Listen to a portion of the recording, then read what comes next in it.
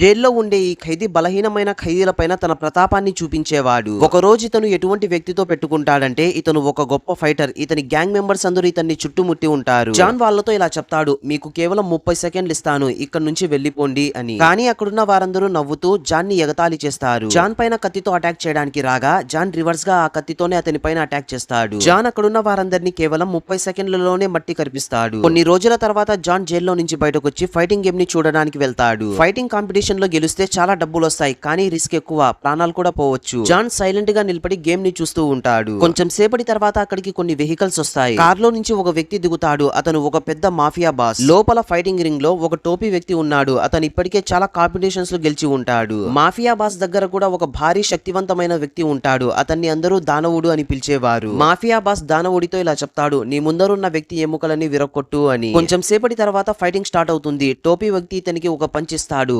దానవుడికి చీమ కుట్టినంత నొప్పి కూడా లేదు. టోపీ వ్యక్తి తన పూర్తి శక్తినంతా ఉపయోగించి తన్ని కొడుతూనే ఉంటాడు. ఫైనల్ గా దానవుడు ఒక గుద్దుకే తన్ని కిందకు పడేస్తాడు. ఇంకా అతని వీపు పైన ఎంతగా కొడతాడంటే అతను మళ్ళీ పైకి లేయడు. దానవుడు ఈ విధంగా ఫైట్ లో గెలుస్తాడు. మాఫియా బాస్ కి ఈ వ్యక్తి డబ్బులు ఇస్తాడు, ఎందుకంటే టోపీ వ్యక్తి ఇతని మనిషే కాబట్టి. ఫైటింగ్ కాంపిటీషన్ లో ఓడిపోయిన బాధలో ఈ వ్యక్తి కార్ లో వెళ్లి కూర్చుంటాడు. అప్పుడే జాన్ ఈ వ్యక్తి కార్ వెనకాల సీట్ లో కనిపిస్తాడు. జాన్ ఇతనితో ఇలా చెప్తాడు, నేను కూడా ఈ ఫైటింగ్ కాంపిటీషన్ లో పార్టిసిపేట్ చేస్తాను. ఒకవేళ నేను గెలిస్తే 60% నాకు ఇవ్వాలి. కానీ ఫైట్ చేపించే వ్యక్తి ఇలా చెప్తాడు, ఇది పిల్లల ఆట కాదు, నిన్ను ఒక్క గుద్దులని కిందకు పడేస్తాడు. జాన్ ఇతనికి కొన్ని డబ్బులు ఇస్తాడు, నాకు ఒక్క ఛాన్స్ ఇవ్వని. దీంతో ఇతను సరే అని ఒప్పుకుంటాడు. జానుని మాఫియా బాస్ దగ్గరకు తీసుకుని వెళ్తాడు. ఇతను దానవుడితో ఫైట్ చేస్తాడంట అని. బాస్ వెటకారంగా ఇలా మాట్లాడతాడు, నువ్వు ముందు చిన్న వాళ్ళతో ఫైట్ చేయి, నువ్వు దానవుడితో ఫైట్ చేయడానికి సరితూగవు అని చెప్తాడు. పరువంతా పోయిన తర్వాత కూడా జాన్ సైలెంట్ గా ఉన్నాడు. జాన్ మొదటిసారిగా ఇక్కడ కాంపిటీషన్ లో పార్టిసిపేట్ చేస్తాడు. జాన్ తో పోరాడే వ్యక్తి చాలా శక్తివంతంగా ఉన్నాడు. ఇతను ఆ వ్యక్తి వీక్నెస్ ని కనిపెడతాడు. కోపంగా ముందరున్న వ్యక్తి అటాక్ చేయడానికి వస్తాడు. జాన్ అతన్ని తన కాలుతో కొడతాడు. రెండవ షాట్ కి ఈ వ్యక్తి కిందకు పడిపోతాడు. ఫైట్ చేపించే వ్యక్తి చాలా సంతోషపడతాడు. జాన్ రెండవసారి ఫైటింగ్ కాంపిటీషన్ లో పార్టిసిపేట్ చేస్తాడు.